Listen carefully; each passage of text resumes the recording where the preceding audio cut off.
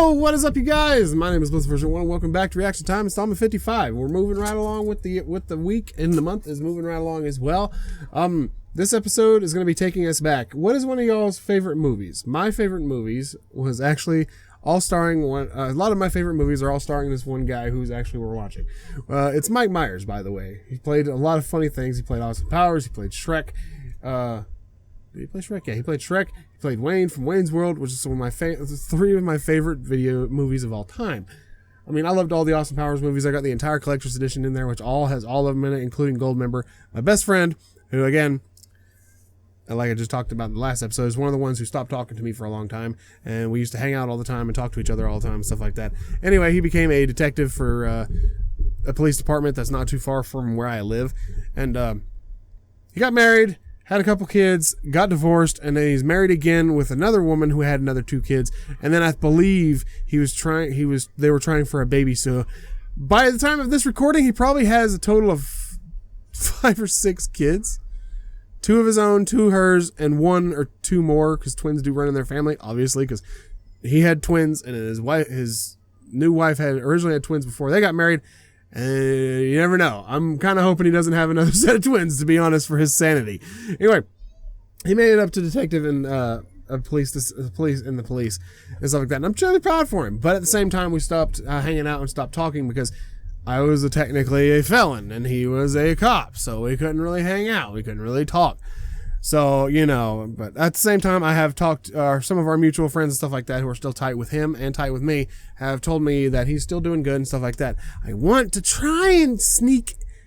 I need to call him up and, not my friend, but our friend's friend, and see if they're ever going out drinking or something like that. And then I'll just happen to show up at the same place and just say, "Hey, how's it going? It's been a while." You know, shit like that. Anyway, that's kind of sneaky, but at the same time, I really want to talk to him and let him know that, hey, everything's cool. I understand you did what you did.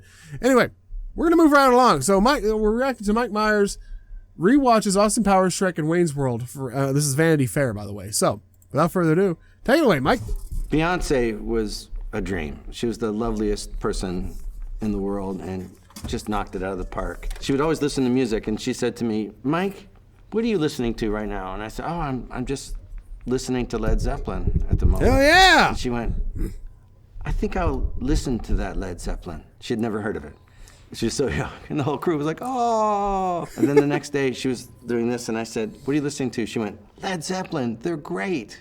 I'm Mike Myers, and I'm going to revisit some of my scenes from throughout my career. All right. Yeah, scene selection with Mike Myers. Perfect. Anyway, the reason behind watching this is because I found this a long time ago, and I put it in the playlist, and I've been iffy on reacting to it because, nobody's asking for it, so why would I watch it? But Mike Myers is one of my favorite characters. He's definitely one of the top 10 people that I want to meet before I die or he dies. I'd love to do it, and if this video ever comes around and Mike Myers, you see this video, hey, big guy, big fan. Oh, God. Okay, I still live with my parents, which I admit is both bogus and sad. But at least I've got an amazing... You know, Canadians have this rise at the end, so every statement sounds like a question. So even if it's snowing, obviously, they'll go, "It's snowing?" I've got an amazing cable access show, and I still know how to party. And it's kind of like, linguistically, it's called the Canadian rise, which is, I'm gonna talk, then it goes down. And that means it's your turn to talk. So it's like, the other day, a guy came up to me, and he was really mad. Now it's your turn to talk, because I went down. And that's the accent for Wayne. But I put it in Chicago, because there's an Aurora in Chicago, and there's an Aurora just north of Toronto. Ah, the Mirthmobile. Yeah! You had no money, so I thought the most that they could get is an AMC Pacer, and then they would put decals of flames coming out of the wheel well. I see a little silhouette of a man, Scaramouche, going to the fandango. Thunderbolts of lightning, very, very frightening. What I remember most about this, I guarantee that just got fucking copyrighted. was fighting very, very hard for it to be Bohemian Rhapsody, and they didn't want to do it. They wanted to do Guns N' Roses, which I love Guns N' Roses, but I didn't have anything funny for it. And then Lauren was like, you really want it? I went, yeah. So Lauren fought for it on my behalf, Lauren Michaels. And Dana and I talked about 5 days ago about our necks still hurt from bum, bum, bum, bum, bum, bum, bum, bum. That was easily 200 I still do that anytime I hear Bohemian Rhapsody. Da, da, da, and it's because of Wayne's World that I do that. takes over 2 nights in some town, I want to say El Segundo or Cerritos outside of Los Angeles. But I just couldn't believe I was in a movie. It will be mine. Oh, yes. It will be mine. What was so much fun about this scene was the director, Penelope Spheris, who I fought very hard to be the director, even though she didn't have any comedy credits. She had done The Decline of the Western Civilization, a documentary about heavy metal that was so incredibly awesome and authentic. I knew that she would get the heavy metal part of it, and she knocked it out of the park. Yeah, here we go. Au contraire, baby. I think you can't resist me. Here we go again. This is why I'd always This is exactly why I was afraid of doing this, because it has so much copywritten music. God damn it. Like the Divinals, I just couldn't believe there was a song called I Touch Myself, which, just to be honest, I still slightly, I may be blushing.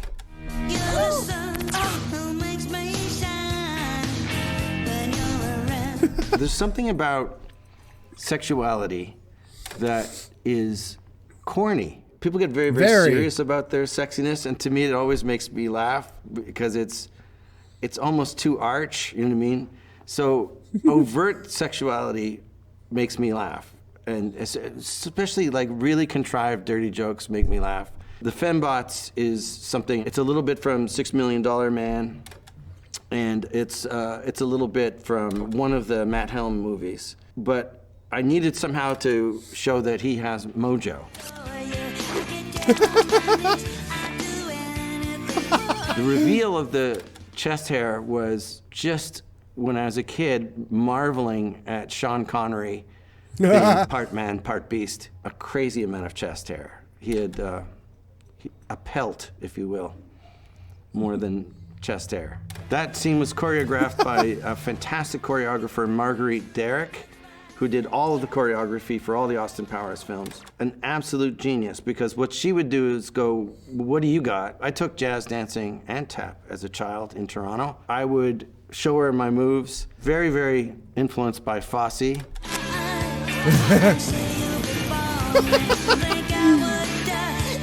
I had a fantastic prop man named Eugene McCarthy, and every prop that I had, Eugene McCarthy made it funnier, more user-friendly, just better than anything I could have imagined. So these are, one of the first movies I was doing, and I was very, very spoiled by just,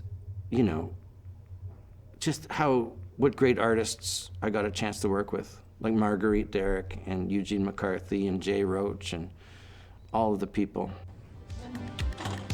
Gold member, oh God, here we go. Excellent, Basil. We've been trying for years to get a mole inside Dr. Evil's lair, and we now have that mole. Yes! The most iconic scene in Goldmember! So you're the...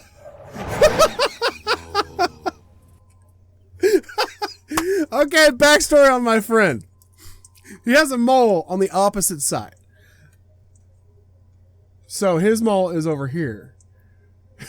And he actually looks so similar. I just now noticed how similar he looks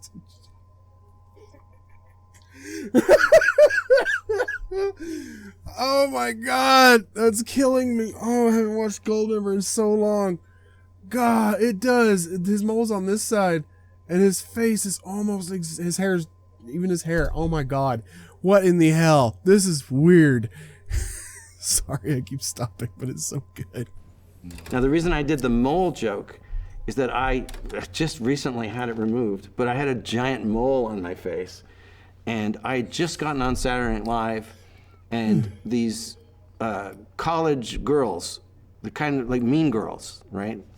were walking by. I was looking in a window, and they went, "That looks like Mike Myers." And I sort of did like that. She goes, "That's not Mike Myers. He's got that big, ugly mole on his face." And I was like, every time she said it, it was like I got smacked in the face. "Yeah, you've never seen that mole? That big, ugly mole? Yeah, he's got a mole." And they said it like 20 times. And so it always just stayed in my head. Mole, mole, mole. Oh. Oh. Mole. Oh, shut up! Mole, mole, mole, mole, mole. Mole, mole, mole, mole, mole. That was improvised. One of the things with Jay Roach, the director, is we always get the scripted take, and then we get a series for what we call shizzies and gizzies, just to see what we got. More often than not, we'll pull from that take, usually to button a scene. Shrek! Shrek, I'm looking down! Listen, little donkey. Take a look at me. What am I? Really tall? Really tall? No! I'm an ogre.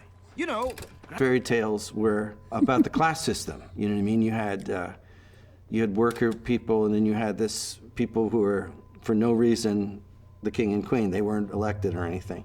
So I always thought that ogres were working people, growing up as a working person. So I tried it as a Canadian. And it just didn't have any oomph. And then I said, can I record it again as Scottish? Because I know, fairy tales are a Eurocentric form. Scottish people are near and dear to me. I have relatives in Scotland and background in Scottish, and they're working people. It's a working people accent. And they went, "No, we like it the way it is." And I said, "Oh, come on, just let me." Steven Spielberg said, "Well, why don't you try it once?" Okay. But one night only. Ah, thank you! He sent me a lovely letter, Steven Spielberg, saying, "You're so right. It's way better as Scottish. Thank you so much." They spent some money, but not the amount of money that has been reported in the press, I'd like to point out. And by the way, I recorded it all for free one more time, and just happy to do so because I wanted it to be good. And Damn, so he did it twice. there we have Shrek being Scottish. It's gonna be fun. We can stay up late, swapping manly stories, and in the morning, I'm making waffles. Oh! Where do I sleep? I never Outside! saw Eddie Murphy until the press junket, but I fell in love with Donkey just hearing his voice through the headphones, and then when you start to see the animation, and I love that character, Donkey, and I wish Donkey lived in my house. I love that character so much. The Pinto? This one I don't know. Y'all just kidnapped a black man. We've been kidnapping white men for years. We want to give you an opportunity as What well. if the world was run by 5 people, but what if they were nice and not evil, that they were a benevolent secret society? I guess that's the Canadian in me, who has a eternal trust of government, because government's been very good to this Canadian. And what if a very unlikely local Canadian newscaster was the only person who could uncover the Pentaveret, who must never be exposed? I wanted to make something silly and fun, and something that's cinematic and has big sets and helicopters and stuff like that, because those are the type of movies that I grew up on and I love. And I wanted to make something that is a little like how British TV, where they make 6 and they go, that's it, unless we want to do more, but it's designed to be 6. Basically, we're the good guys. We want you to trust us. Why should I trust you, white man? Whiter man? Older whiter man? I don't know what the hell to make out of you. The world is a little anti-expert right now, and the basic thing I just wanted to say was, it's a high tide that floats all boats, expertise. Everybody benefits from smart people and experts, but the experts need to serve the people, and the people need to trust the experts. But it's way sillier than that. It's everything I loved doing with Austin Powers. I was on Saturday Night Live. I did a character called Lothar of the Hill People, and it's always, holy shit, there's Lothar. And I'm like, of everything I've done, Lothar of the Hill People is the one. And I always go, yes, I am. And that It's one of the reasons why I love him so much as an actor. He is so funny. He is so cool. Honestly, I didn't know he was Canadian, and that's amazing because I love Canadians. They're really cool. But that is going to do it for this episode of Reaction Time, you guys. Thank you guys so much for fun. Hope you guys had fun, and that some of you guys who are millennials or something like that, like I am, hopefully you guys got a blast from the past on some of these, because I grew up watching these movies, except for the Pentaveret. I've never seen that before. I didn't even know it existed until now, but I'm definitely going to try and look that up because that looked pretty good. Anyway, that's going to do it for this episode. If you guys have anything else you want to see me react to, feel free to put it in the comments down below. I'm going to eat some delicious food that my wife brought me in between cuts. I just figured I'd go ahead and record all this real quick before I ate, so that way I'm not full of burps and full of sucking my teeth, getting the crap out of my teeth like I normally do. Anyway, that's going to do it for this episode. Thank you guys so much for watching, and as always, I'll see you in the next one. Hey, and peace. What's up?